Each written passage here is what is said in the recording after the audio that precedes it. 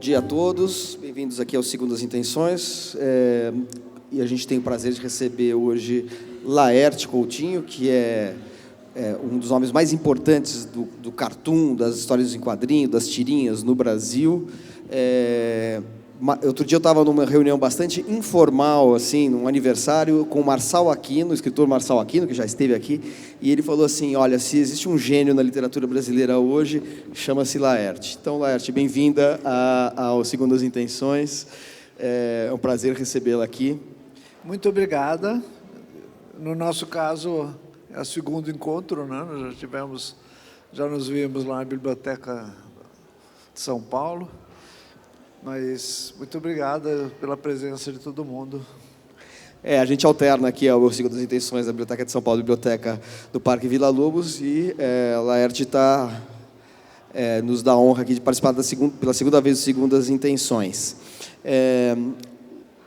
Como sempre, a gente faz um percurso aí né, a gente segue o percurso do escritor, do autor, com a participação de vocês. Eu vou fazer algumas perguntas e depois abro para perguntas para que vocês possam fazer as questões para a Laerte.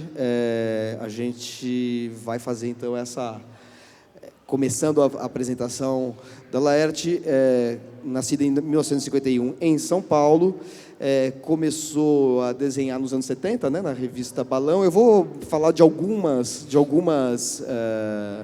pontos assim que estão, inclusive, na sua biografia no seu site. Nos anos 70, fundou a revista Balão com o Luiz G., certo? Em 79, criou a agência Oboré, que produzia material para sindicatos dos metalúrgicos, com o Sérgio Gomes, com quem você havia criado o Clube do Choro, né, anteriormente. A partir de 79, acho que em 79 tem como marco na sua biografia lá também um grupo chamado Bunker, em que você passou a trabalhar junto com Enfio, Angeli, Glauco. Isso mesmo? Foi um pouquinho depois. Então vamos começar então por aí. Como é que você começou a fazer o cartoon, tirinha? Na verdade, não foi um pouquinho depois, foi 79 mesmo. Porque o PT foi fundado em 80, né? E eu lembro que a fundação do PT foi meio um marco divisório na nossa relação com o Enfio. Ele incorporando-se ao PT e ao processo de fundação do PT, e eu e outras pessoas não, né? Quer dizer, a gente estava ligada ao movimento sindical, à frente das oposições MDBistas. Havia todo um contexto na época. Não sei se é meio difícil de explicar. Numa época em que o MDB era oposição, né? O MDB era oposição. O PSDB estava dentro do MDB, era toda uma outra coisa. Para quem é muito jovem, é o seguinte: durante a ditadura militar criaram-se dois partidos, a Arena, que era o partido do governo, e o MDB, que era o partido da oposição, era um bipartidarismo. E o MDB concentrava de tudo, desde pessoas de direita, que eram contra o governo militar, né, eram contra o regime militar, mas eram de direita, até pessoas de esquerda. Tanto que saiu de lá o PSDB, e algumas lideranças do PT também estavam no MDB, né? Sim, estavam dentro do MDB. Essa estrutura bipartidária, ela de alguma forma espelhava a bipolaridade na sociedade brasileira também, quem apoiava a ditadura e quem era contra a ditadura. Não nas mesmas linhas e nos mesmos pontos, mas tinha, por exemplo, pessoas como Teotônio Vilela, que sempre foram da Arena, mas que se alinharam com o movimento das diretas.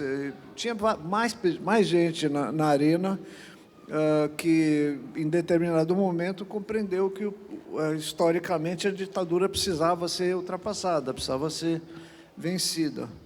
E assim como dentro do MDB, na época, havia gente muito traiçoeira, para ser o mínimo. Assim. Enfim. E daí você começou a desenhar para os sindicatos metalúrgicos e depois se associou. Eu comecei. Fundou a agência, é isso? O quê? Você fundou essa agência Oboré para fornecer material para os sindicatos, né? Eu tinha começado a desenhar para sindicatos como parte das minhas ideias políticas, junto com o Sérgio Gomes, em 74, uma época bem difícil, e a gente parou porque a diretoria do sindicato dos têxteis, para quem a gente prestava serviço, foi presa. Então, o sindicato, sob intervenção, a gente também ficou na nossa, não insistimos no assunto. Era todo mundo comunista ali, então havia uma vontade de estar junto com o movimento operário e, ao mesmo tempo, o receio de cair na mão da repressão, que era... A repressão tinha um movimento meio errático, assim, não era sistemático, né? Passou a ser sistemático em alguns momentos, assim, quando era preciso, quando eles acharam que era estrategicamente o caso de ir lá e massacrar o pessoal que estava na luta armada, ou em 75, quando acharam que era o caso de ir massacrar o Partido Comunista. Mas, fora isso, era uma repressão assim, meio errática, né? Era arriscado, sempre era arriscado, mas a gente nunca se impediu de tomar iniciativas como essa, de fazer trabalhos para o sindicato. Tanto era arriscado que pouco de tempo depois teve o duplo assassinato lá, né, do Vladimir Herzog. Sim, né? essa foi um pouquinho dentro... depois, né? Foi um pouco depois, né? 75, foi dentro do contexto de ataque ao Partido Comunista Brasileiro, do qual o Herzog fazia parte. Do qual eu fazia parte também. Eu não fui presa porque eu fugi. A pessoa o meu amigo, Galé, que dividia a casa comigo, foi preso. Quando ele foi preso... O jornalista, o Galé? Zé Vidal Galé. Quando ele foi preso, eu falei, meu Deus, eu sou a próxima, né? E daí eu fugi. E em 79, que você conheceu para chegar então nos cartoons, nas tirinhas, foi daí que você conheceu, ou pelo menos estreitou relações trabalhando com o Angeli, com o Glauco, nesse grupo Bunker, foi isso? O que foi esse grupo, exatamente? A gente começou a fazer a Alboré para prestar serviços para o sindicato, por sugestão do Lula. O Lula sugeriu que a gente constituísse um grupo de jornalistas para otimizar o jornalismo sindical, que naquela época era feito de uma forma muito precária, por um jornalista só. Então, o Lula sugeriu que a gente fizesse uma equipe, assim, constituísse um grupo. E foi o que fizemos. A Alboré nasceu por sugestão do Lula. E aí, juntamos. Eu convidei Angeli, convidei Glauco, convidei Paulo Caruso, todos os meus amigos da área vieram e acabaram se juntando ali. Tinha muito cartunista naquela época, porque fazer humor, fazer cartoon, era uma forma de driblar a censura também. Havia muita censura aos veículos de comunicação, às revistas, aos jornais, chamada imprensa nanica, Pasquim, Movimento, Opinião e tudo. Então, os cartunistas eram muito ativos nessa época, existia muito cartunista. Depois da distensão do Geisel, começou a sumir esses cartunistas. Vários voltaram para suas atividades anteriores, ou sei lá. Quando que você começa a publicar regularmente na Folha de São Paulo? Regularmente? 82, acho. Já bem adiantado o processo de abertura, né? Assim, que já do finzinho da ditadura, portanto, né? Já estava bem adiantado esse processo de abertura e a Folha também estava passando por um processo de reformulação interna e eu acho que várias coisas se conjugaram, vários processos se conjugaram nesse momento. Houve a Copa do Mundo e havia uma sessão lá chamada Gol, que era editada pelo Angeli. E a gente já participava de uma sessão editada por ele chamada Vira-Lata. Da gente, que eu digo eu e outros cartunistas, né? E então, eu comecei a trabalhar nessa sessão Gol e comecei a publicar regularmente. Assim. Agora, Laerte, como é que era assim, a tirinha publicada em jornal antes da sua geração, antes de você, Angeli, Glauco e outros cartunistas começarem a fazer esse trabalho que criaram outros tipos de personagens mais provocativos, mais underground, ou mais críticos, mais surrealistas em geral. O cartoon era muito conservador, né? Em geral era comprado, as tirinhas muitas vezes eram compradas de jornais americanos, né? Como ainda são, a gente vê algumas, principalmente o Estadão ainda tem várias tirinhas compradas de jornais americanos e a Folha. Estadão, né? É Estadão, né? Mas a Folha também, né? Tem o Agar, tem. Então a gente vai ver, no século XXIII, o Estadão vai continuar aquela merda de sempre. Não, é engraçado isso. Mas vocês perceberam isso? Como é que foi o processo assim em que vocês, sei lá, se juntaram, eram amigos, faziam essas colaborações para o sindicato, daí começa a ganhar uma relevância. Começam a publicar num grande jornal como a Folha de São Paulo, no momento de renovação do jornal, que era consequência de um momento de abertura política e de renovação do Brasil, campanha pelas diretas já, etc. Vocês tinham um sentido assim, crítico em relação ao que estava sendo feito nas tirinhas brasileiras? Viam isso como uma coisa extremamente conservadora e que precisava realmente de um outro momento, uma criação de novas personagens que traduzissem um momento também político, social do Brasil? Você está mencionando tiras. As tiras são um produto específico, né? É diferente de cartoon e coisas assim. Cartoon, na produção de cartoon, a gente até que se virava bem. Tinha o Pasquim, que era a nave-mãe, né, de todo mundo, mas a gente publicava em revistas e coisas assim.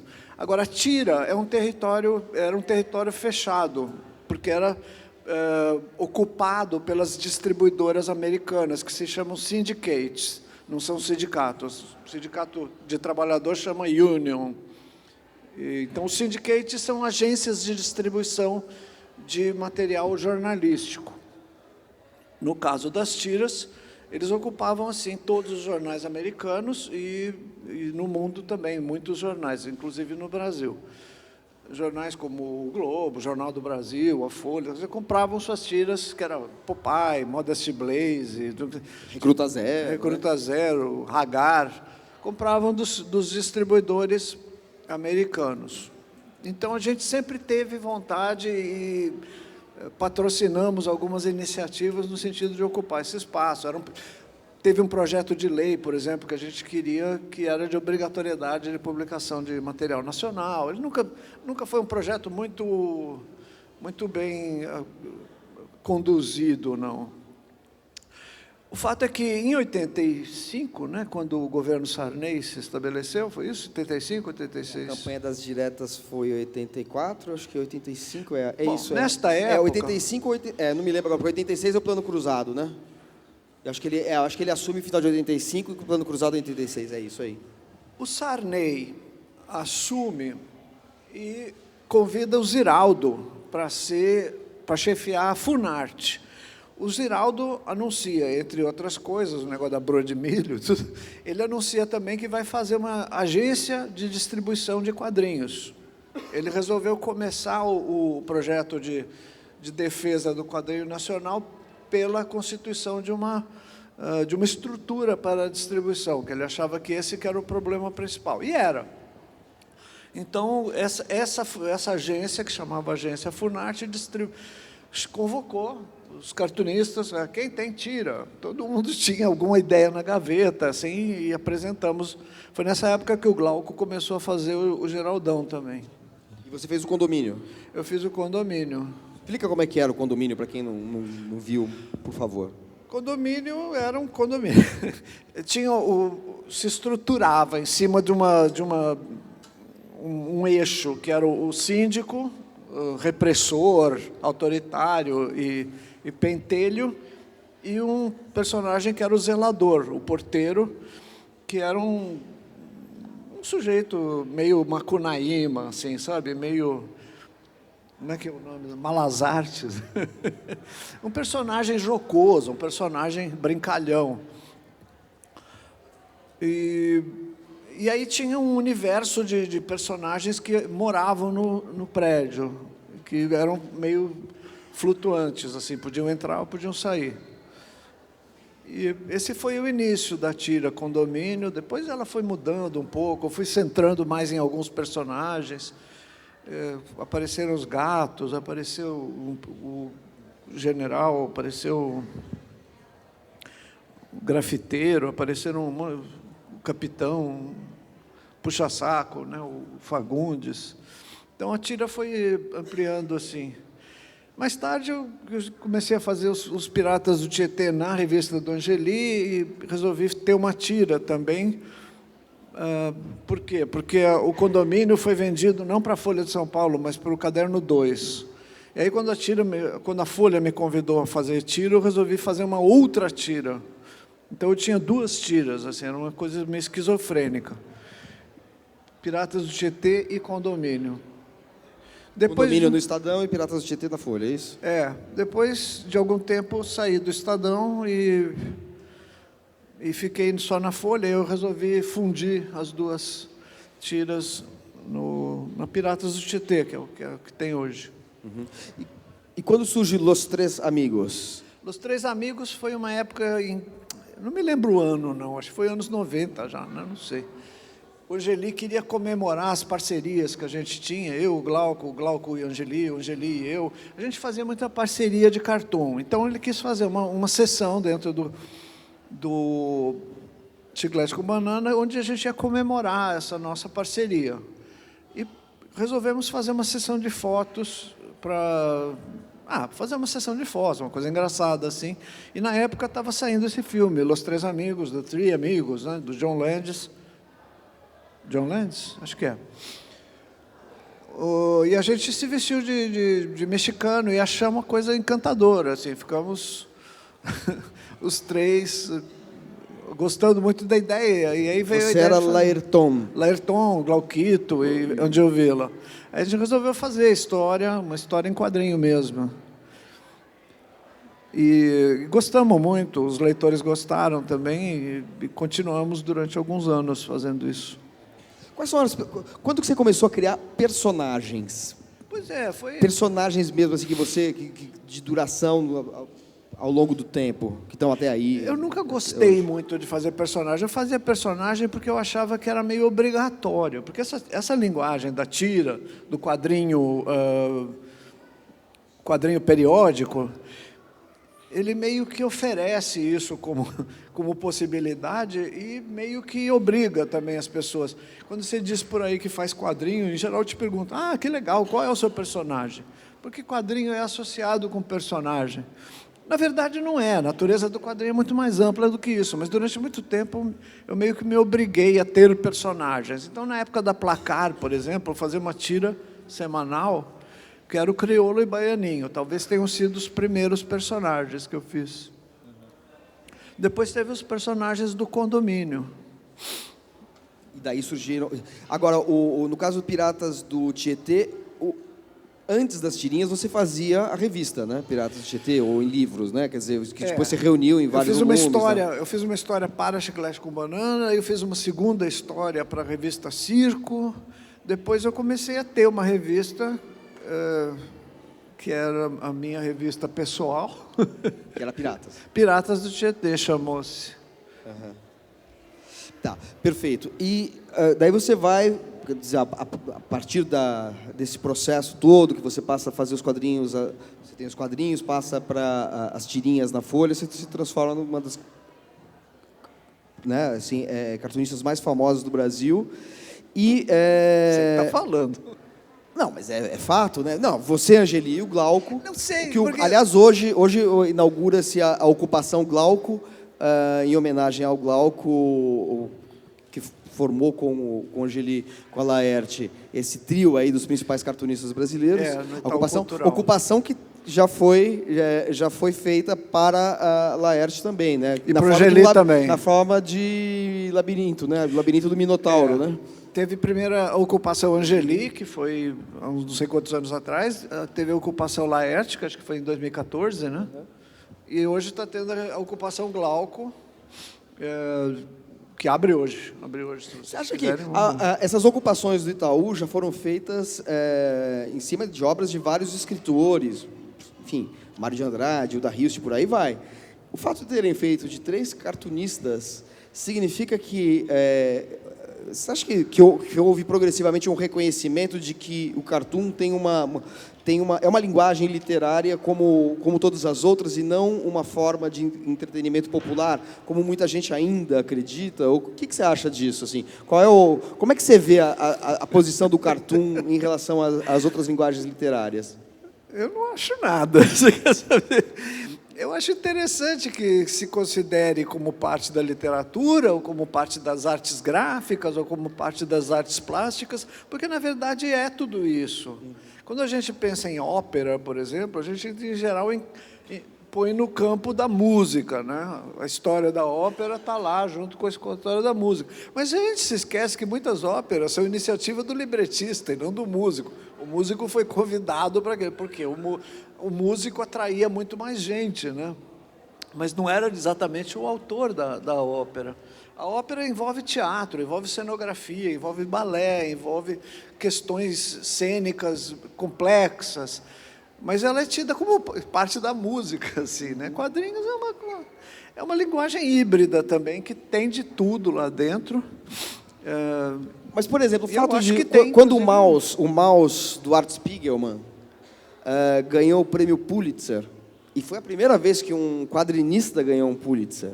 Isso foi, acho que em 81, algo assim, né? 81, 82, não me lembro agora a data. Foi uma coisa que chamou muita atenção, porque as pessoas falaram, não, graphic novel é uma linguagem que está tendo um reconhecimento igual a de um romance, né?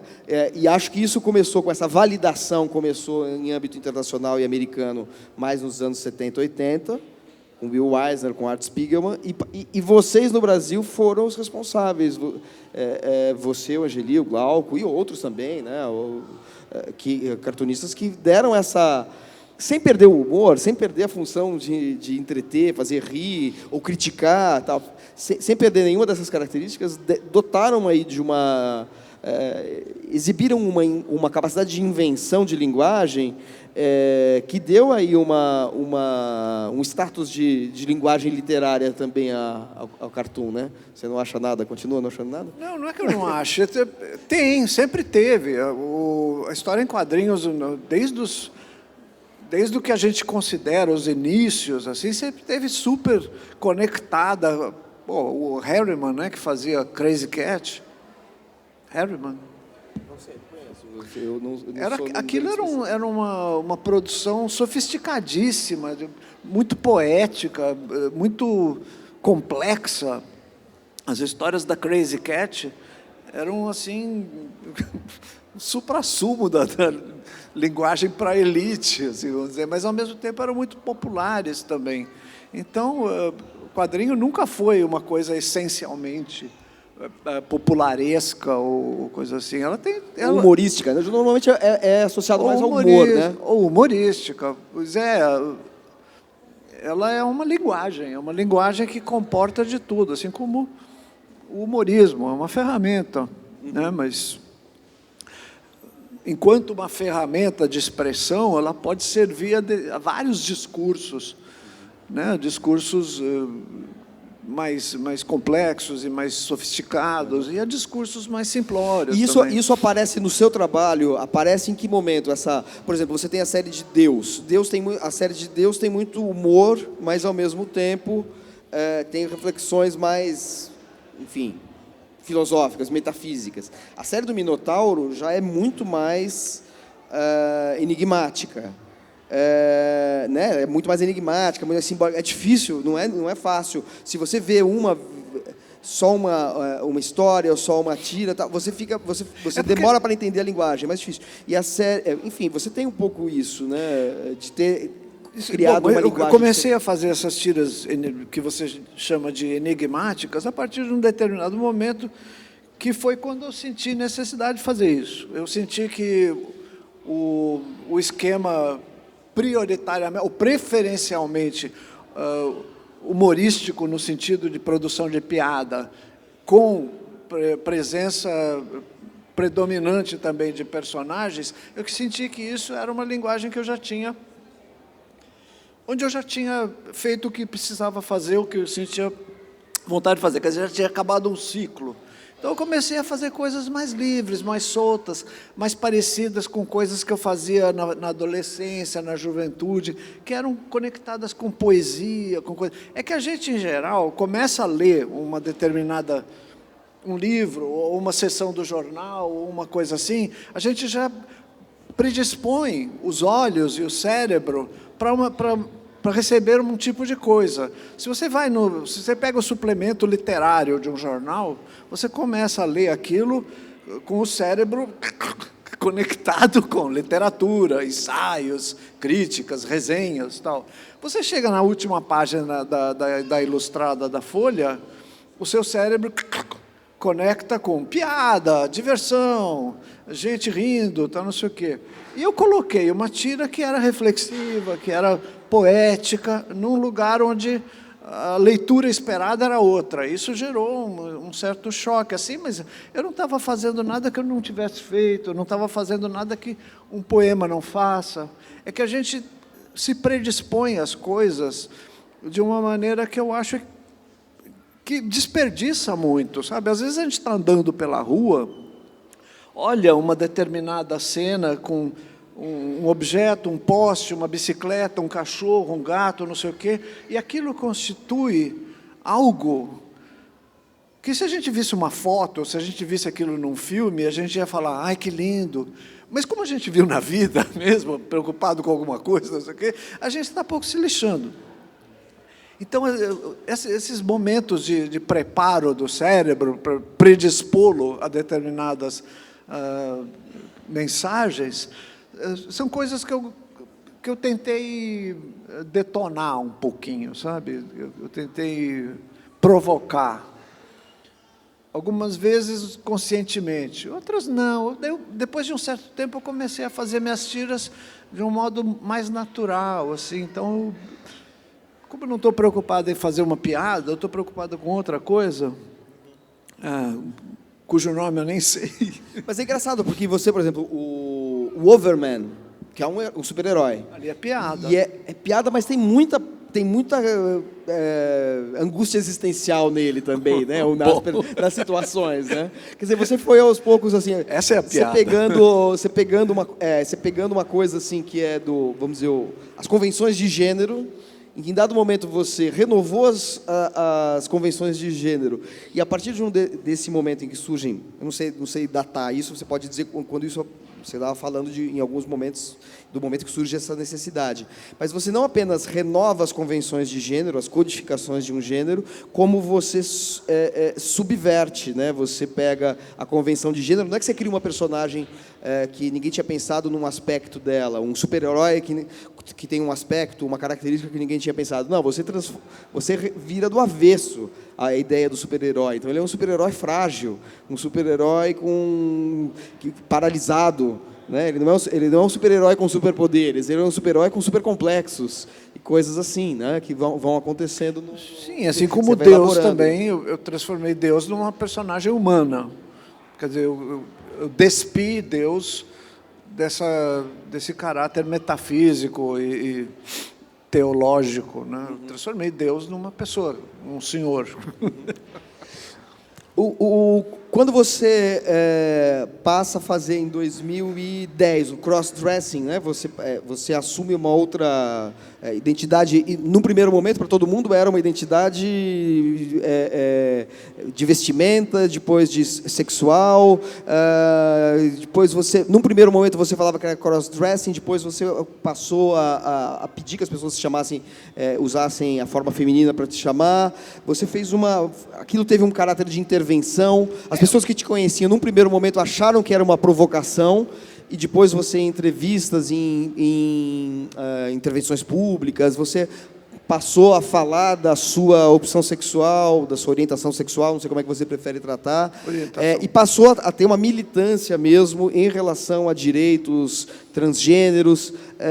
Isso se refletiu nos seus quadrinhos? De que maneira? Eu me lembro da Muriel, né, que é uma personagem que fala um pouco dessa questão. Foi o único personagem que eu mantive, justamente por isso, porque era uma forma que eu usava para refletir sobre o que eu estava fazendo. Eu sou meio ruinzinha para refletir. Eu não reflito muito bem. Os seus quadrinhos refletem bem. Eu e o Drácula, a gente não reflete. O fato é que eu uso muito o meu trabalho para refletir. Às vezes, fazendo uma história, fazendo um desenho, eu me reconheço ali em alguma coisa, eu penso em mim. Tem uma frase de um personagem... Personagem não, porque ele existe, chama Alan Bennett. Alan Bennett é um dramaturgo inglês e escreveu uma história que se chama A Senhora da Van, que virou um filme muito bonito, com a Meg Smith. E uma das frases desse escritor é assim: o escritor, ele não tem que se pôr naquilo que ele escreve, ele tem que se encontrar lá dentro. E eu, às vezes, essa frase foi para mim muito rica, muito brilhante, porque é como eu me sinto muitas vezes. Às vezes eu me encontro e me reconheço e me descubro naquilo que eu já estou fazendo. Nem sempre, mas bastante. Então, esse movimento, né, de transgeneridade, por exemplo, que eu comecei chamando de crossdressing, porque era como eu entendia também, e que depois passei a chamar de travesti, depois eu passei a entender que é uma existência transgênero ampla, assim. Não precisei especificar mais do que isso. Eu passei a entender isso como algo que estava presente no meu trabalho mesmo. Eu descobri essa transgeneridade em mim dentro de uma história da Muriel. Ou seja, a Muriel precedeu o crossdressing, é isso? Fiquei sabendo pelos jornais. Conta como é que foi isso. Eu fiz uma tira com o Hugo. O Hugo se travestia várias vezes com vários pretextos, assim, sob vários pretextos. Ou ele estava fugindo da máfia, ou ele estava buscando alguma coisa. Então era sempre uma situação farsesca na qual ele se travestia. Como é o travestimento mesmo na comédia ocidental cristã? É farsa, né? Então, eu fiz uma história do Hugo, mas eu não tive vontade de fazer piada nenhuma. Eu tive vontade só de fazer ele se vestir e botar uma peruca e se maquiar e sair na rua. E aí ele fala assim, às vezes um cara tem que se montar. E aí uma amiga minha, que não era minha amiga na época e que depois eu conheci, travesti, me escreveu um e-mail, daí a importância da internet, né? Me escreveu um e-mail dizendo: será que você também não quer fazer como o seu personagem? Se você quiser, nós temos um grupo de crossdressers e tal, a gente se reúne, tá. E aí caiu uma ficha enorme para mim, porque eu percebi que aquilo não era só uma fantasia. Eu percebi que podia não ser só uma fantasia. E ao perceber isso, ao me conceder essa possibilidade, eu descobri o quanto eu queria aquilo. E aí foi o início desta vida de perversão. Vocês têm perguntas para a Laerte? Por favor, a gente tem aqui um microfone para a plateia. Peço que seja no microfone porque a gente está gravando. Então, se vocês tiverem perguntas, é só levantar a mão que pessoas da equipe... O Velber da equipe vai levar até vocês. Tem perguntas? Laerte, agora, além do cartoon, você também está se aventurando nas charges, né? Está fazendo faz aí 2 anos, mais ou menos. Eu queria que você falasse um pouco da charge, porque eu vejo que é uma coisa bem fresca, assim. Eu sinto uma naturalidade nos cartoons mais filosófico e na charge uma coisa bem consciente, bem política. Eu queria que você falasse um pouco da... A charge é uma linguagem específica que se justifica exatamente por isso, por ser um comentário politizado e editorial sobre algum fato que está acontecendo, sobre uma circunstância, um cenário político, social que está acontecendo. Se refere a pessoas. É o cenário onde a caricatura se desenvolveu historicamente, é a charge política. Tem até uma categoria de caricatura que se chama portrait-charge, que é o retrato chargístico, né? Eu tinha feito, não é muito a minha praia, não. Eu prefiro não fazer. Eu não me sinto muito bem como quando eu sinto que as pessoas têm expectativa de que eu ilumine alguma questão ou que eu traga um tipo de visão que vá orientar as pessoas. Eu não me sinto orientadora de nada. Mas eu tenho uma opinião, eu tenho uma visão das coisas, que é a minha visão política. Eu já tinha feito um período charges políticas, mas não tinha gostado muito. Eu fiz para um jornal de Manaus, ninguém ficou sabendo. Mas eu não tinha curtido muito, não. Quando a Folha me convidou, eu recusei durante muito tempo. Recusei uns 2, 3, 4 anos fazer charge para a Folha. E eu acabei topando porque eu senti que eu já fazia alguma coisa parecida no meu espaço de sábado da Ilustrada. Eu comecei a usar aquele espaço para fazer comentários sobre o que estava acontecendo no Brasil, sobre a homofobia, transfobia, sobre os ataques e o crescimento da direita. Então, eu achei que era o caso e resolvi topar. E topei. Como é que é o processo? Você se conversa com os editores do jornal porque você coloca... A charge entra na página 2, né? Ali em cima, em geral, é o Hélio Schwartzman, né? Que escreve ali embaixo, em geral, a coluna mais recorrente ali é dele, né? Que a minha charge sai na terça-feira. Sai em cima, sai nessa página 2, né? Eu, em geral, me abasteço, em termos de informação e ideias, num ramalhete de fontes, incluindo a Folha, incluindo o UOL, né? O UOL, Folha, Estadão, colunas e como é que chama? E blogs variados, o GGN do Nassif, o Tijolaço, o Cafezinho, tem um monte de... o El País, a BBC. Eu dou uma pescada geral, assim, eu não faço isso só na segunda-feira, eu vou me informando sempre. Aí você faz... E eu já ouvi muita gente comentar que a coisa mais aguda em relação ao que acontece no Brasil hoje, a gente vê nas suas charges e no do Angeli. O Angeli faz há mais tempo que você, né? O Angeli faz charge, ele já faz eu não sei nem há quantos anos, não saberia dizer, mas acho que pelo menos uns 10, né? Porque vocês são, quer dizer, o sentido mais crítico da Folha está nas charges e não nos editoriais. Né? Isso deve ser creditado também ao Estado absolutamente crítico. Crítico no sentido de preocupante, assim, crítico no sentido de apodrecido, que se encontra o jornalismo investigativo no Brasil. O jornalismo se entregou de uma forma absolutamente despudorada ao jogo político.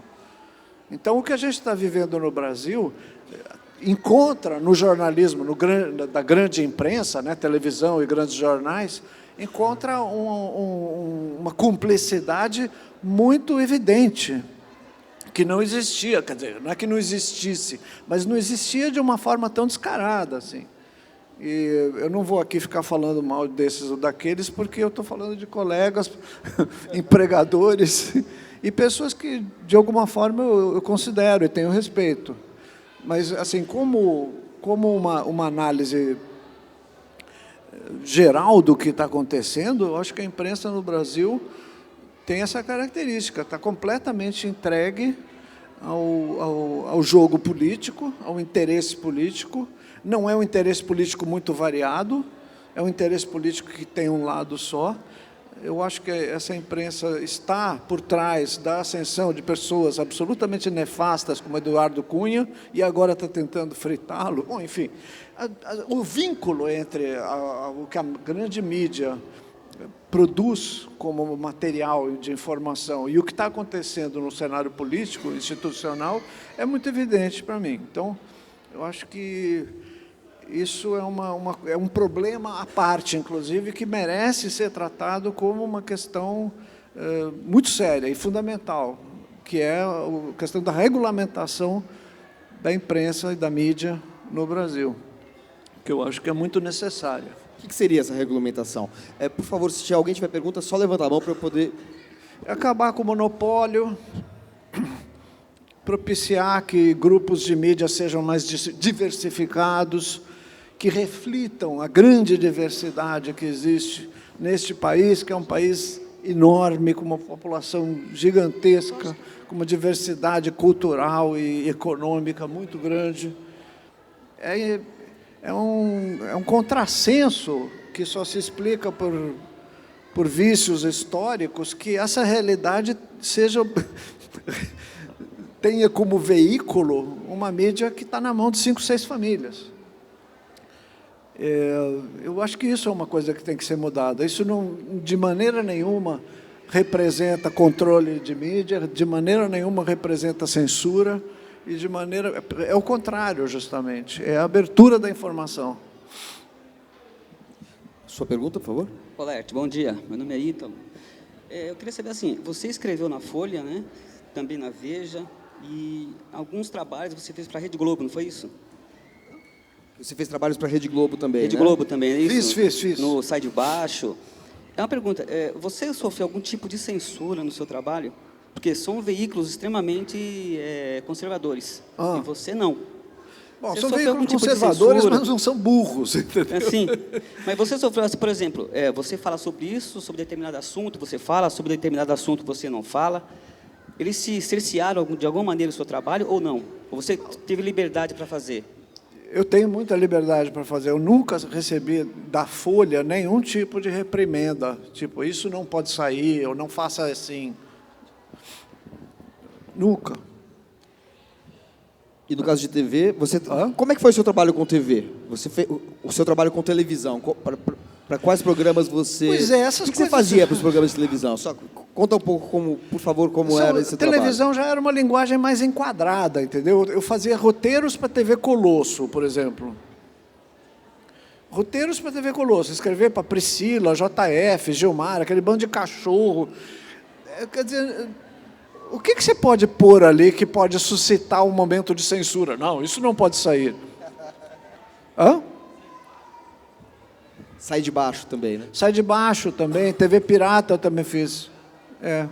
Então são coisas meio enquadradas, assim, para você, para não dizer que não houve restrições, a gente tinha um personagem no TV Colosso que era o Paulo Paulada. Era um cachorro cujo bordão era bater nos outros. E aí uma pessoa de lá de dentro, ligada à assessoria pedagógica, falou que isso era meio desaconselhável num programa para crianças, assim. E a gente ainda discutiu ali, falou que justamente era legal para a criança ter um momento de desafogo, um personagem que fazia o que ela estava com vontade de fazer. E as crianças têm também uma agressividade assim latente.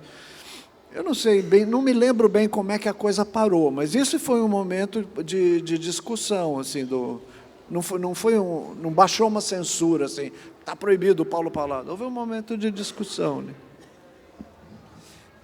Tem uma outra pergunta ali na plateia, por favor?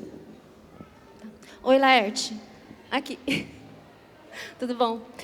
A sua opinião em relação aos gêneros, a falta de aceitação que tem no mundo e também no Brasil, apesar do Brasil ser um Estado laico, está intimamente ligado à religião, e às vezes a gente não tem uma evolução nesse sentido, por essa raiz tão profunda, né, da pessoa não abrir, não ampliar em razão de uma religião? Sobre a questão de gênero? Isso. Eu ouço um pouco mal, e eu não sei se eu ouvi... De gêneros, isso. Pois é. Mas ela fez A não aceitação. uma pergunta vinculada a questões religiosas. O que se passa hoje é Isso. que muitas religiões, não são todas, é uma parte da Igreja Católica, uma parte das igrejas evangélicas, mas são partes muito significativas no sentido que são manipuladoras. E elas são manipuladoras no sentido de fertilizar e cultivar um conservadorismo doentio e, a meu ver, muito hipócrita na população. Então, essa coisa que eles estão falando hoje sobre gênero é um dos pontos que eles se pegaram, porque eles descobriram que isso faz sucesso.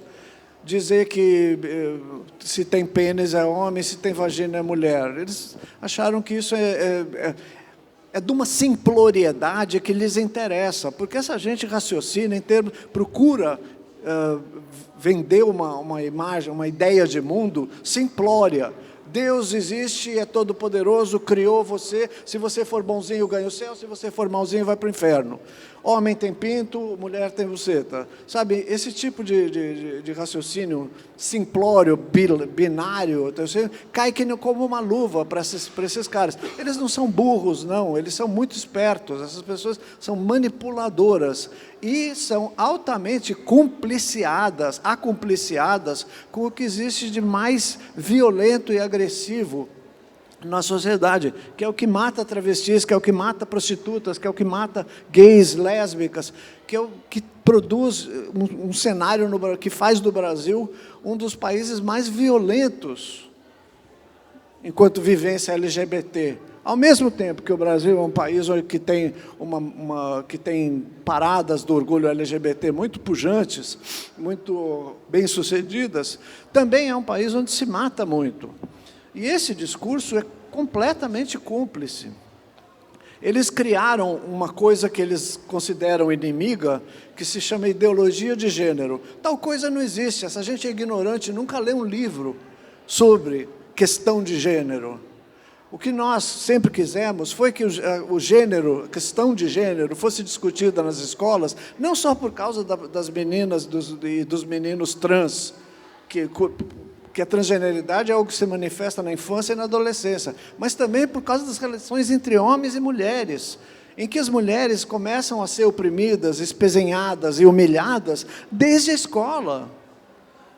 Isso é comum em qualquer grupo escolar, em qualquer contexto educacional no Brasil.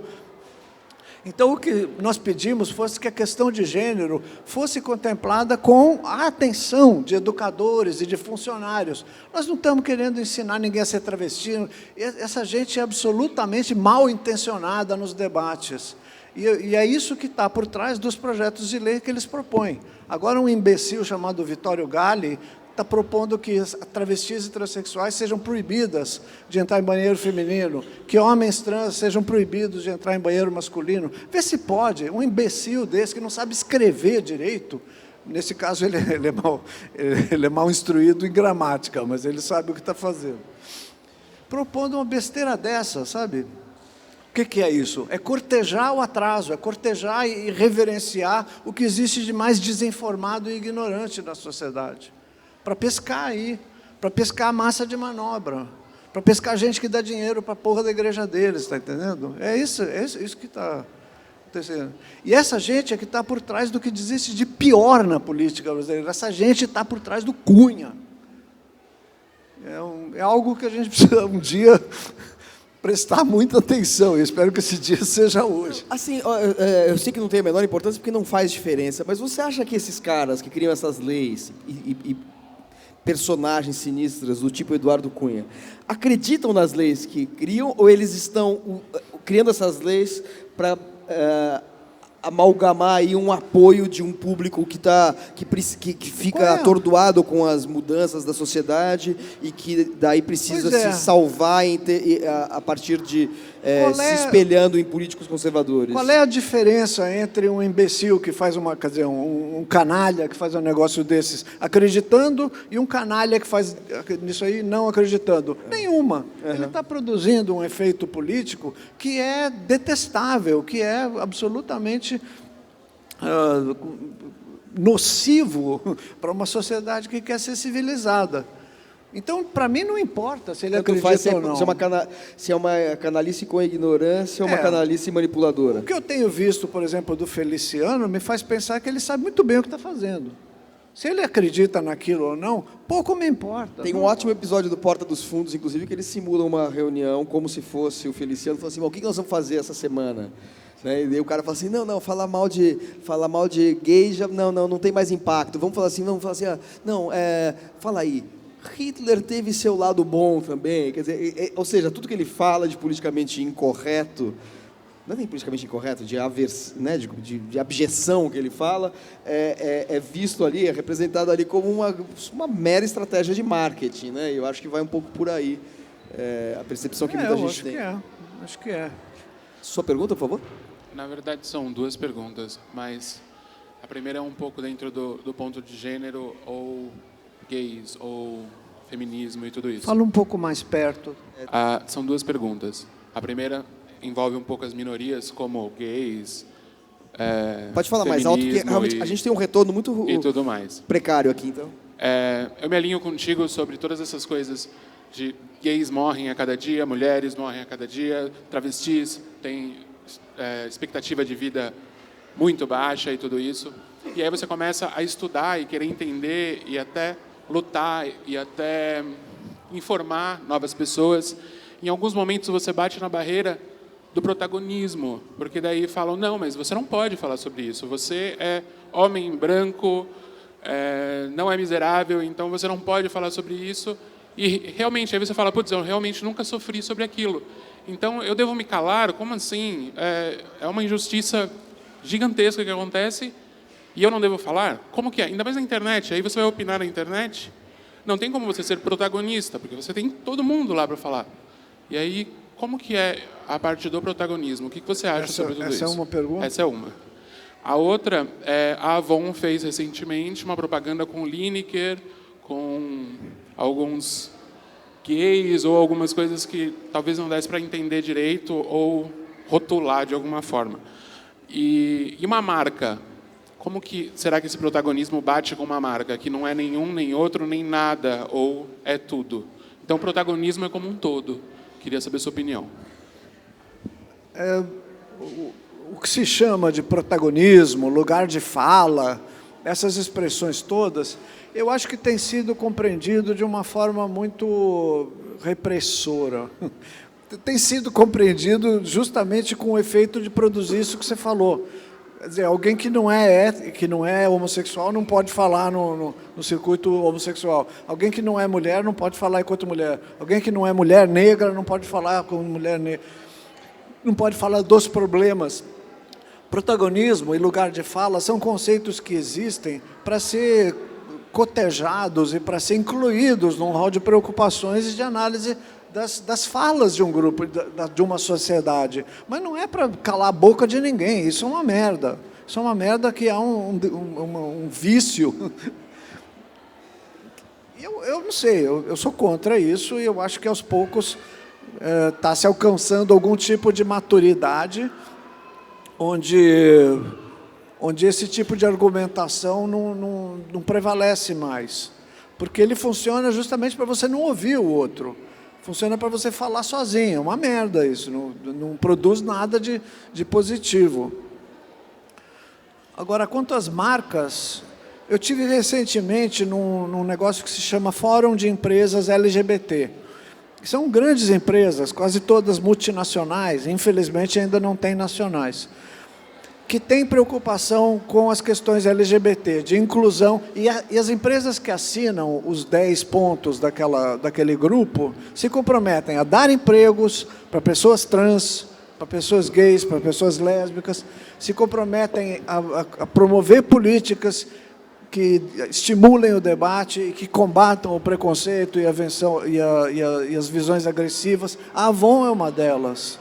A Avon é uma delas e o resultado dessas preocupações está aparecendo nos anúncios e na imagem institucional dessas empresas, porque elas perceberam que isso é algo que as empresas precisam fazer até para ter uma boa imagem em sociedades que estão em transformação e onde as ideias mais esclarecidas estão prevalecendo. Quer dizer, o fato de que a Avon faça isso e de que pessoas, como aquela menina que propôs o boicote da Avon, propôs o boicote da C&A, né?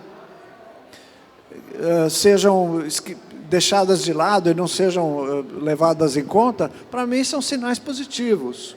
Eu acho importante. Por que teve o boicote? Por que teve esse boicote?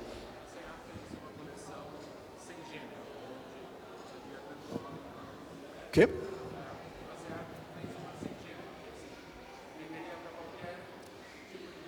Bom, isso antigamente chamava você tem que unissex.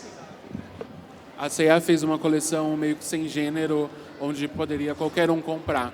E começou um boicote a partir disso, porque acha que é errado. Enfim, é o binarismo. De que estava errado aquela coleção. E aí, enfim, A CA fez uma coleção bigênero, né? E essa menina, que é uma cantora gospel, se eu não me engano, propôs um boicote à CA. Ah, sim, o boicote partiu da ala conservadora. Sim. O boicote da ala Não estava conservadora. entendendo, eu conheci o episódio. Só E ela foi solenemente ignorada. Ela ficou, inclusive, mal na fita. Assim. Você sofre muitos ataques por causa quando você adotou o cross-dressing, e isso se refletiu também nos ataques políticos, quando você começou a fazer charge? Juntou tudo. Como é que foi isso? Mas são pessoas que fazem questão de ser agressivas. Como o conservadorismo também tende a ser uma visão global das coisas, as condenações vão desde de atitudes no campo da sexualidade, no campo dos gêneros e no campo da política também. Então, o verdadeiro conservador, o conservador, como chama, de carteirinha, ele condena tudo, viado, gay, lésbica, travesti, comunista, petralha, tudo. Manda tudo para Cuba. E eu não sei, eu de certa forma atendo a várias dessas. Não, sem dúvida. Agora há pouco você estava mencionando. Mas não foi consciente, o fato, não. Mas mencionando o fato de que o Brasil é um país que tem essas contradições, né? Tem uma parada do orgulho gay, que é o orgulho LGBT, que é super impactante, dá uma visibilidade muito grande a uma série de questões, e é um país com índices de violência contra transgêneros, homossexuais, mulheres, enfim. Agora, recentemente, a questão do estupro voltou à tona como também mais um problema dentro desse contexto todo. É um problema que se soma aos outros. Você, pessoalmente, a partir do momento que você passa a assumir outra identidade, você sofreu esse tipo de ameaça, ou foi pelo fato de ser uma personagem pública, você fica um pouco a salvo disso? Como costumam estar as pessoas que têm uma visibilidade maior? Olha, eu sofro ataques, em geral, pela internet. Poucas vezes eu tenho sido ameaçada ou como é que chama? Agredida ao vivo, assim, fisicamente. Então, em geral, é pela internet, que é um campo fértil para esse tipo de coisa também, né? A pessoa joga bomba e sai de lado ali. Muitas vezes de forma anônima, muitas vezes de forma escondida, assim. Então, eu tenho sido. Agora, não se compara ao que pessoas trans, principalmente, sofrem na vida real, com perseguições, assassinatos e coisas. Aí é para valer, não é nos comentários do Facebook, não. Não, eu perguntei porque, assim, uma coisa é você saber que os índices de violência são altos. Você saber pelos jornais, pelas estatísticas, etc. e tal. A outra coisa é você estar numa condição que faz com que você se exponha a isso, né? Que é o... Mas você já por algum motivo, que eu nem me preocupo muito em esmiuçar, eu sou poupada disso. Eu acho que pelo fato de ter sido conhecida até quase 60 anos como um homem cisgênero, que era meio bichinha, mas casado com mulher, tinha filho e tudo.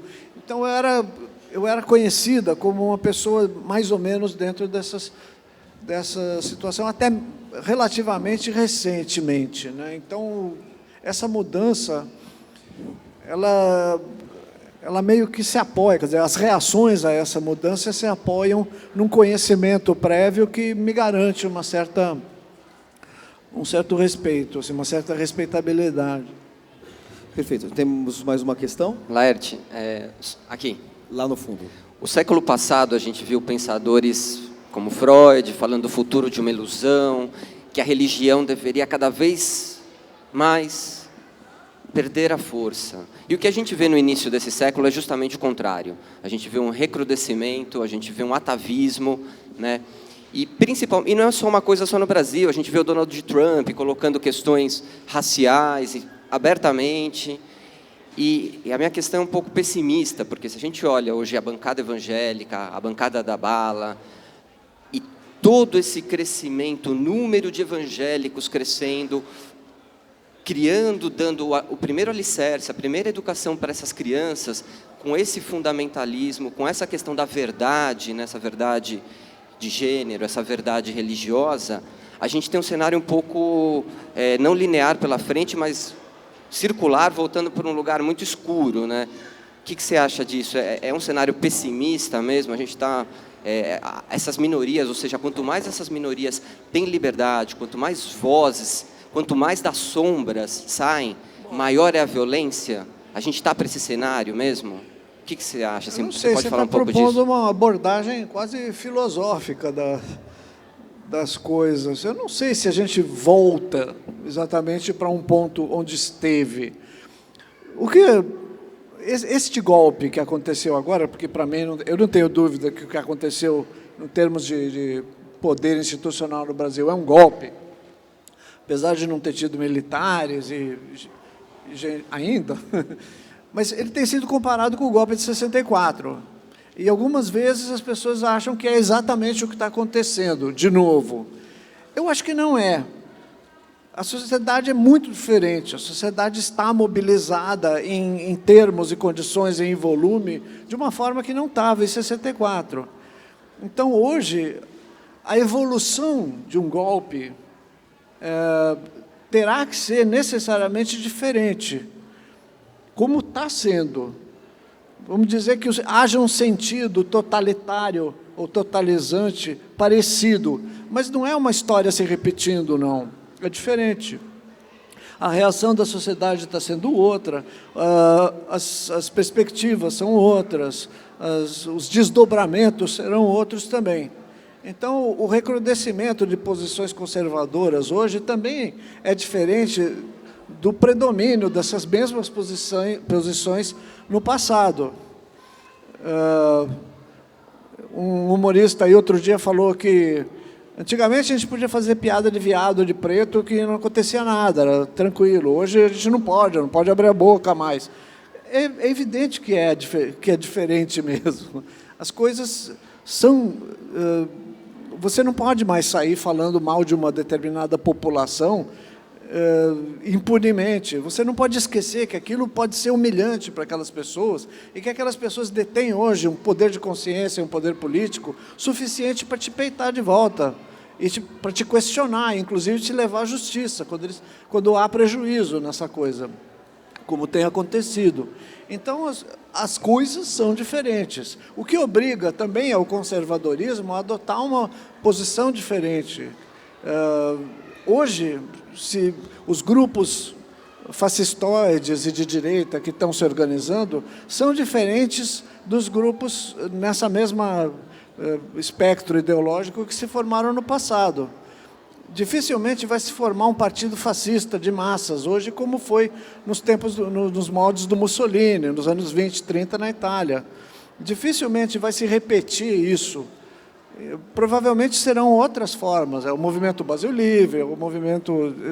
esses agrupamentos todos que estão aí, mas historicamente a expressão é outra. Que está havendo um recrudescimento, está. Eu acho que são partes da sociedade que estavam tranquilas na sua hegemonia, não tinha contestação nenhuma, não tinha um movimento operário forte a ponto de peitar e exigir mudanças, não tinha um movimento social, não tinha um feminismo empoderado, não tinha um movimento negro, não tinha um movimento LGBT, não tinha nada disso. Então, era uma sociedade onde o conservadorismo estava tranquilo. O conservadorismo era o status quo sem disputa. E hoje ele está tendo que sair à rua para disputar também. De certa forma, é melhor. Você acabou de descrever uma certa mudança da forma de fazer política, né? A partir desses movimentos que não são partidários, são movimentos que se criam na sociedade e tal. O que é a Associação Brasileira de Transgêneras? Você é uma das criadoras, é isso? Associação Brasileira de Transgêneros é o nome que a gente deu para um grupo de 4 pessoas. A ideia, na verdade, a pretensão, quando nós fundamos essa sociedade, é que ela crescesse e fizesse jus a esse nome mesmo. Agora, por vários motivos, incluindo a nossa incompetência em relação à burocracia de gestão de entidades e tudo, ela ainda não aconteceu isso. Mas o nome existe e as pessoas, com seu desejo de trabalhar junto, ainda existem. E nós estamos trabalhando junto. O Transempregos, por exemplo, é uma iniciativa da Abrat. O Transempregos é um site que procura justamente propiciar o encontro de pessoas trans, travestis, transexuais, transgênero, com empresas que abram vagas para essas pessoas trabalharem, e crescerem, se qualificarem. Então, é um movimento que se harmoniza com a iniciativa da Prefeitura, que é o Transempregos, que é o Transcidadania, e se harmoniza também com a iniciativa das empresas, no Fórum das Empresas LGBT, de que eu falei há pouco. Então, são iniciativas que estão procurando uma sintonia produtiva, no sentido de gerar resultados. Como é que você vê, assim, quando as empresas se reúnem para fazer isso, por uma pressão que é de mercado, como é que você vê isso? Você vê como uma coisa assim, fala, putz, é mais uma vez o capital tendo essa coisa oportunista, não tem nenhuma convicção. Ou você acha que é o único caminho mesmo? Assim, já que não adianta você ter uma transformação de mentalidade das pessoas, isso se impõe pelo hábito, pelo costume, pela transformação, modernização do capital. Eu acho legal, eu acho positivo. Se toda transformação social tiver que passar necessariamente por uma transgressão radical da ordem socioeconômica, a gente não vai fazer nada até o comunismo ser possível, ou até a ideia política final de cada um ser possível. Não, a gente está numa sociedade que é viva. Os trabalhadores, os sindicatos, os movimentos sociais vão conseguindo conquistas. Essas conquistas são positivas. Eu acho que essas empresas todas podem ser alvo de críticas de muitas formas. A Monsanto, por exemplo, eu estou citando uma empresa que está especialmente ligada a problemas ambientais, não precisa ser poupada das críticas e das coisas em relação ao meio ambiente, ao envenenamento da população, mas ela pode ser aplaudida enquanto uma iniciativa que dá emprego para trans, que respeita a população trans. E essas políticas estão sendo implantadas de fato? Você tem, existe como eu falei uma coisa agora que alguns anos atrás eu não falaria. Isso está se traduzindo já numa realidade objetiva, assim? Isso está acontecendo? Tem como, vamos dizer assim, essas manifestações de boas intenções dessas empresas estão se traduzindo em ações concretas? Então, em empregos, em qualificação, em aberturas, em peças publicitárias como a da CEA, em iniciativas de marketing que são sinais. E eu acho importante notar esses sinais e saber lê-los, né? Sem euforia, mas também com algum realismo. São coisas que estão acontecendo, são mudanças. Agora, ainda tem uma situação social muito grave. Sua pergunta, por favor? Laerte, a charge, ela tem limite de abordagem de temas, como que aconteceu na França? Limite? Sim. Na França não tem limite. Não, ela disse, acho que ela está se referindo ao Charlie Hebdo. Você está referindo ao ataque ao Charlie Hebdo? Isso. Bom, como chargista, você tem um limite? A diretoria inteira do Pasquim foi presa. Ficou quase 2 meses presa na cadeia, sem culpa formada, sem acusação, sem porra nenhuma. Isso, para mim, é tão grave quanto... Quer dizer, evidentemente que é menos dramático, mas é grave também. Aqui foi o Estado que patrocinou isso, né? Essa agressão ao jornalismo. Na França houve um... Mas acho que talvez a pergunta dela tem um sentido assim, se para você existe um limite para aquilo que um chargista pode fazer. Pois é. Você, por exemplo, é isso, né? Eu acho que ela quis perguntar. Para você existe um limite ético ou você acha que não... tudo bem, esse limite ético é individual, pertence a cada artista em particular e não deve ser criado um instrumento legal para estabelecer um limite? Não, eu acho que não deve ter um instrumento legal para estabelecer limite, não. É isso. O humor é uma linguagem, o humorismo e as construções e discursos humorísticos são uma linguagem como qualquer outra. E elas são ideológicas também. E elas carregam um potencial de agressividade um pouco maior, porque a característica do humorismo é essa agressividade, né? Mas elas têm um potencial de ser ofensivas do ponto de vista legal, que também tem que ser levado em conta. Se você causa prejuízo, e se a vítima desse prejuízo se julga no direito de responder a isso, nós não estamos falando de censura, nós estamos falando de uma relação democrática entre direitos e possibilidades. Se isso vai gerar um limite permanente na linguagem do humor, é uma outra questão. Eu acho que não. Eu acho que a gente não deve, eu, pelo menos, não me preocupo com essas questões de limites do humor. Eu tenho os meus limites pessoais que são ditados pela minha natureza de autora. Coisas que eu acho convenientes e que eu não acho convenientes, é o meu nariz, o meu faro que diz. Agora, não existe censura, não pode falar disso, não pode falar daquilo. Pode falar de tudo. Perfeito. Alguém está com o microfone para fazer alguma questão? Não. Sim. Agora, na França, só para completar, uma coisa interessante que aconteceu foi uma pergunta que se fez logo depois do massacre, se fez assim: agora você acha que os humoristas vão ficar intimidados?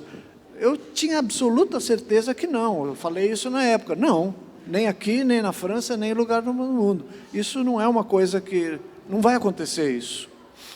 E não aconteceu mesmo. O número seguinte do Charlie Hebdo era tão agressivo quanto. Eu queria saber o que você acompanha da produção nacional e internacional de quadrinhos em geral, além do Cartoon e da Charge, pelo seu filho, que você acompanha isso, o Rafael, né, que já, vamos dizer, parte dessa geração de novos quadrinistas. Você acompanha alguma coisa dessa nova produção? Acompanho. Com as minhas perninhas, né? Mas eu não sigo tudo, não tenho como seguir tudo que está acontecendo, é muita coisa. É muita coisa, e boa parte dela se dá na internet. Eu só fico sabendo depois. É bem mais do que quando eu comecei. Você tem assim, planos de continuar depois fazendo outros quadrinhos nesse novo espaço que está tendo, nesse novo tipo de histórias que estão fazendo? Ou você quer, por exemplo, continuar com as tirinhas e depois talvez compilar isso em novos livros? Como é que vai ser? Eu estou fazendo compilações. Vai sair uma pela Companhia das Letras. Acho que no início do ano que vem. Eu esperava para esse ano, mas acho que só vai ficar para o ano que vem. Compilação é uma coisa... é fácil. Quer dizer, fácil. Mecanicamente fácil, né? É reunir o que está feito, editar aquilo e produzir um livro. Agora, eu estou pensando numa história inédita e estou juntando matéria conceitual para fazer esse trabalho. Não sei ainda como vai sair, mas tenho esse projeto, sim. Isso sozinho ou você planeja que nem com a Rita Lee foi uma sozinha. Sozinha. Ele fez uma pergunta interessante, assim, falando do Rafael, né? O Rafael, seu filho, se tornou também um artista dos quadrinhos, mas assim, a minha sensação é de que ele vai mais para graphic novel né? Assim, acho que o trabalho dele, inclusive em parceria com escritores, como o Daniel Galera, né? Ele fez o Guadalupe, né? Que Cachalote, não é? Cachalote que ele fez, que foi um marco, né? Foi um marco. Foi o primeiro trabalho dele, quase. Praticamente a estreia dele em quadrinhos é um livro de 300 e tantas páginas. Eu nunca consegui fazer uma história maior do que 24 páginas.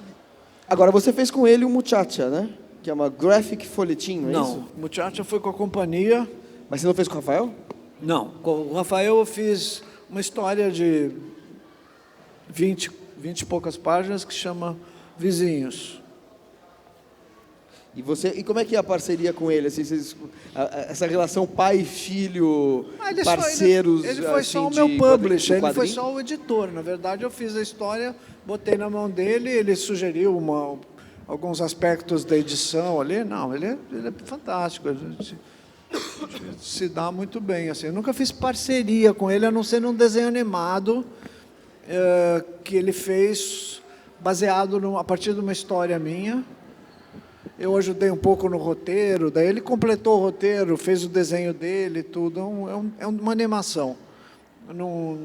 Não se tornou muito popular, não. Mas... E o que é a Muchacha? Conta um pouco da história da Muchacha, como é que surgiu. Por que chama Graphic Folhetim? Você definiu assim. Porque ela foi produzida na Folha, em edições semanais, dentro daquele espaço quadrado, assim. Eu fui fazendo histórias mais ou menos baseadas na minha memória de televisão, dos anos 50, assim. E lá naquela época tinha os seriados de aventura.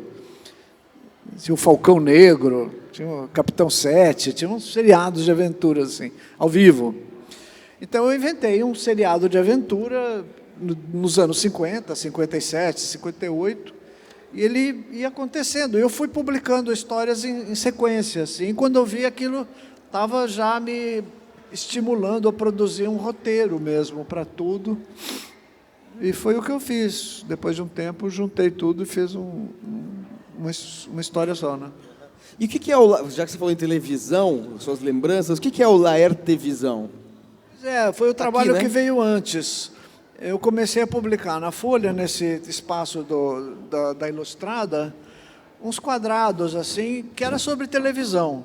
Agora, eu não me ligo muito em televisão, eu gosto de televisão, mas eu não me ligo muito em ficar fazendo comentários sobre tal programa ou tal programa, assim. Quando eu vi que eu estava caindo muito nesse tipo de moralismo, assim, de, não, tal programa é ruim, é baixaria, tal não sei o quê, e não me interessa isso, sabe? Ficar fazendo esse tipo de crônica ou de crítica. Aí eu comecei a fazer uma crônica do que era televisão para mim, para minha memória. Eu vejo televisão desde que eu nasci. Ou desde que a televisão chegou no Brasil, que foi 50 e poucos.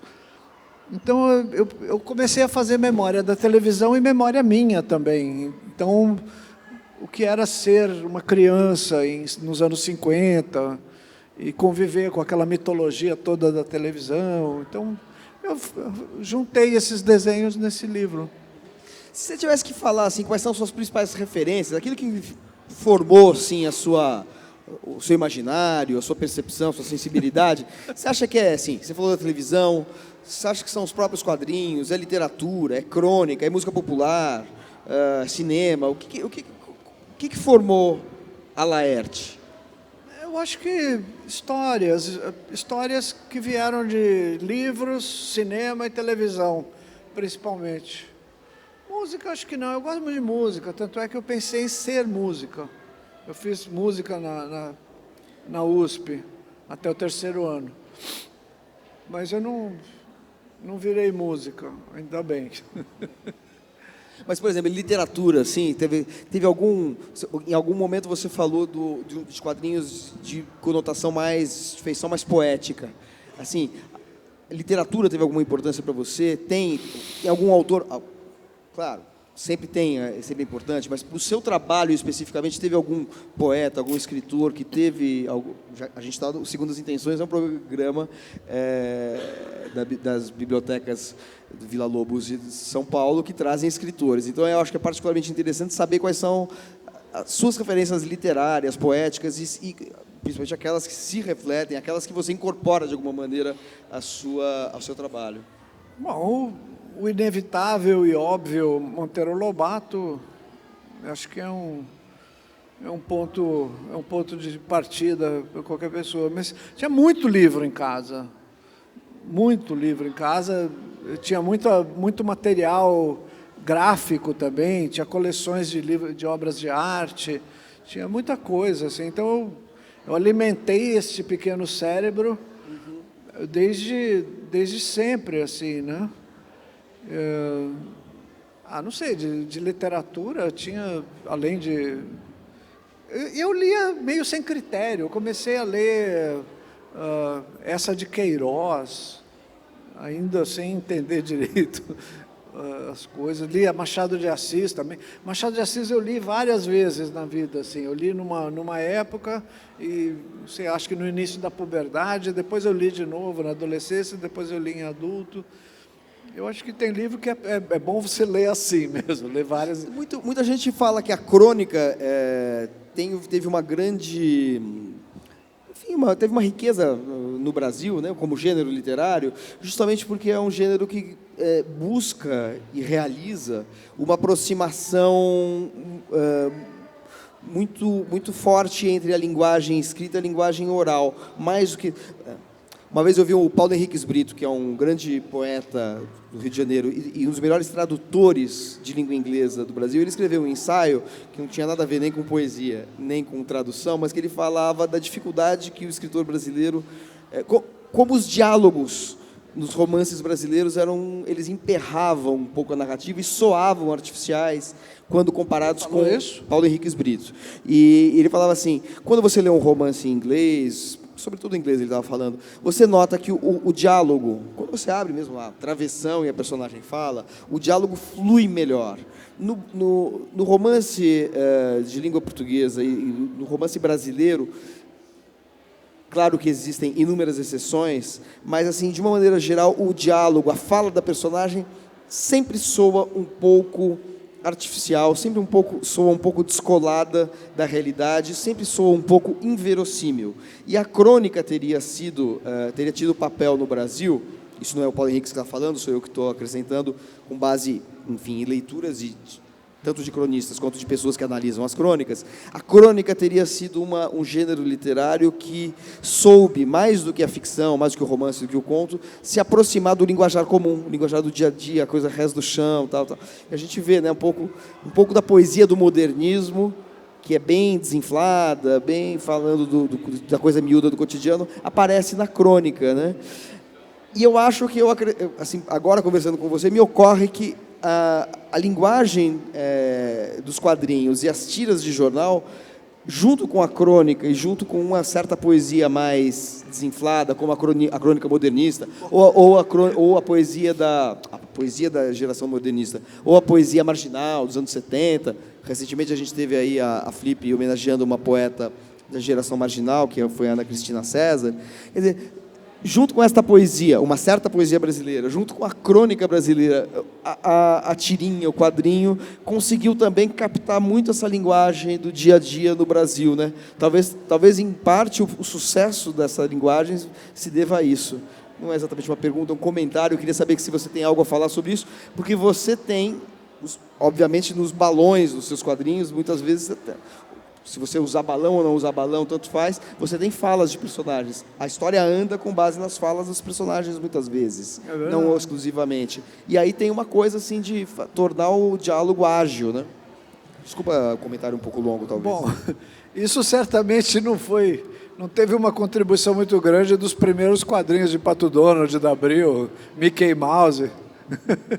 Os diálogos ali eram de lascar, assim. João Bafo de Onça e seus asseclas, eles nos ludibriaram. Não, os textos de diálogo, dos balões de fala do Pato Donald. Ora, mas quando você pega o Maurício de Souza, já muda, né? Quando não é tradução. Maurício de Souza começou nos anos 60, né? Já tem ali a influência da crônica, por exemplo, já é muito mais... evidente. Eu acho que teve uma... Eu não sei se eu concordo, eu não sei se eu tenho nem material de informação para concordar com essa crítica desse moço. Acho interessante, vou procurar pensar nisso, assim. Tem mais alguma pergunta? Sim, temos 2 perguntas. Ou vocês estão pedindo juntos ou é separado? É separadamente, então temos 2. Tirem para o ímpar. Oi, Laerte, tudo bem?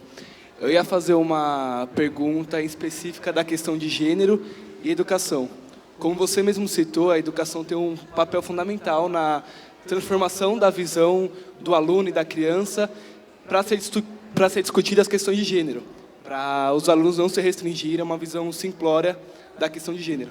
Mas, ao mesmo tempo que tem essa preocupação, inclusive tiveram projetos no Congresso e tal, tem uma parte do conservadorismo da população em projetos como Escola Sem Partido, em que há uma diminuição nesse sentido, tanto do contato com o aluno com a diversidade, e quanto de você não trabalhar o debate e tal.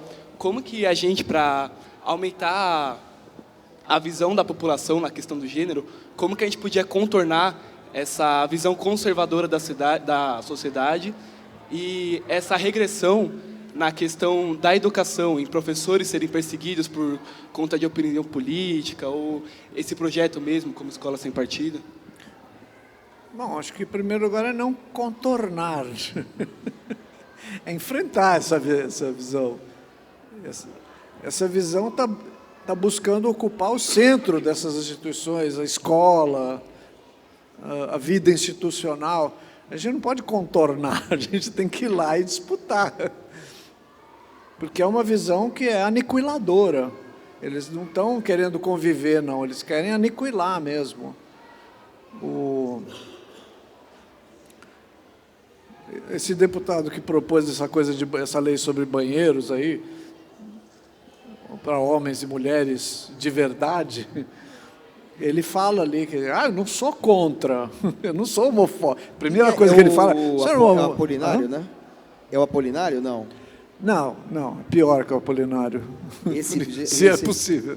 Chama, não sei o que ele é, Gale. Mas esse cara falou assim, não, eu não sou contra. Para mim, se a pessoa quiser ser gay, lésbica, travesti e for maior de idade, você percebe? É como se fosse algo que a pessoa a pessoa não pode ser até ser maior de idade, como se não fosse algo da natureza da pessoa. Essa gente está louca. E eles estão tentando impor um padrão que é absolutamente fascista. Então, essa visão não tem que ser contornada, tem que ser disputada. Esse sujeito tem que ser derrotado mesmo. Tem que ser ridicularizada essa coisa. Eu acho que é isso. A sua pergunta, por favor? Oi, Let. Primeiramente, fora Temer. Eu queria saber... Bom, eu sou feminista e eu queria saber a sua opinião sobre o transfeminismo e como você se insere no feminismo. E eu também sou um pouco artista, então eu queria saber como você acha que a arte pode disseminar a visão feminista e as causas feministas. É isso. Obrigada. Olha, eu tento não fazer uma construção muito rígida a respeito do uso da arte em relação aos movimentos sociais e às ideias políticas, porque senão a gente corre o risco de empedrar essas linguagens. A arte se desenvolve, o cartoon, o humor, na medida que são livres, na medida que podem voar, na medida que podem existir.